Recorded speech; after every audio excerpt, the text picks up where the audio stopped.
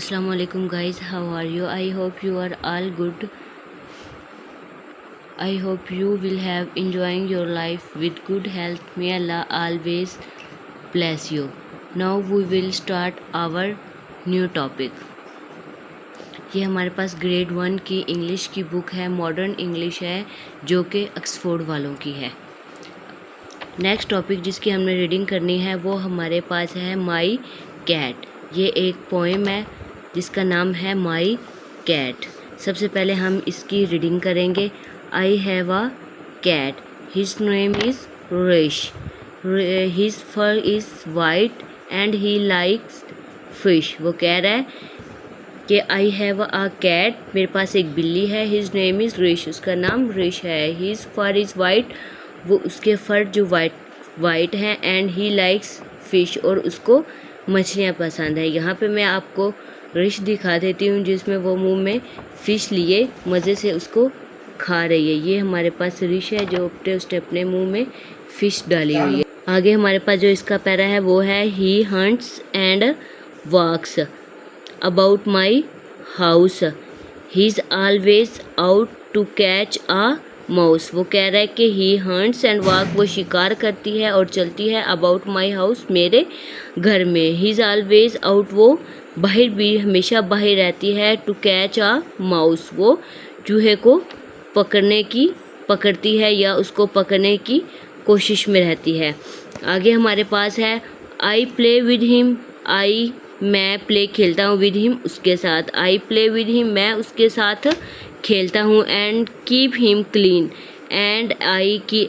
और keep him मैं उसे रखता हूँ, क्लीन साफ, और मैं उसको साफ़ सुथरा रखता हूँ।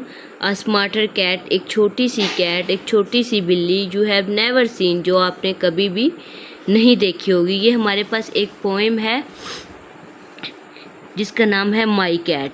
ये हमारे पास उन्होंने कैट दिखाई हुई है। सब एक कैट है जिसका नाम है रिश, ये रिश है, ये वाली ये कैट है, उसका नाम उन्होंने रिश रखा हुआ है। जो रिश है उसके जो फर हैं वो वाइट है, और उसको सबसे ज़्यादा क्या पसंद है, उसको सबसे ज़्यादा फ़िश का शिकार करना है, फ़िश खाना पसंद है, और वो चलती फिरती है, भागती है, और उसका जो शिकार भी करती है। अबाउट माई हाउस, मेरे घर में, ही इज़ ऑलवेज आउट, वो बाहर भी हमेशा जाती है, टू कैच अ माउस, चूहों को पकड़ने के लिए वो घर से बाहर भी जाती है। आई प्ले विद हिम, मैं हमेशा उसके साथ खेलता हूँ, एंड उसको नीट एंड क्लीन रखता हूँ। वो एक छोटी सी कैट है जो आपने कभी भी नहीं देखी होगी।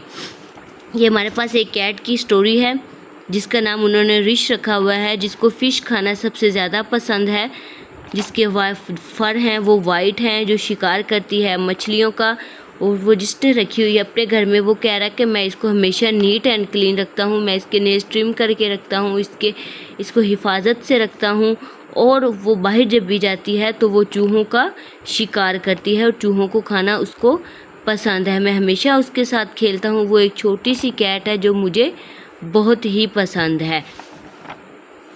यहाँ पे एक और हमारे पास सवाल आता है कि ये जो रिश है, ये जो कैट है जिसका नाम रिश है, कि वो मेल है या फीमेल, ये सवाल हमारे माइंड में आता है।